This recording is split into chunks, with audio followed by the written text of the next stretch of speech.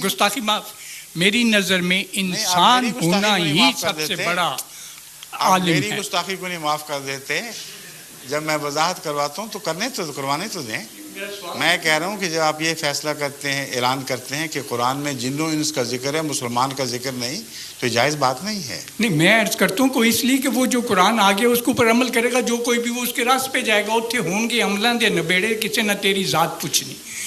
I mean to से कि मेरी अर्ज़ क़िबला हजूर कि ये जो कुछ भी है आप इसके लिए क्या ताअवुन कर रहे हैं पाकिस्तान के साथ, पाकिस्तान की हुकूमत के साथ, कि we have to sit together and solve the problems, ना कि दूसरा कि रसूल पाक के ऊपर कूड़ा फेंकती थी औरत, आओ उसकी खबर लेने के लिए चले गए।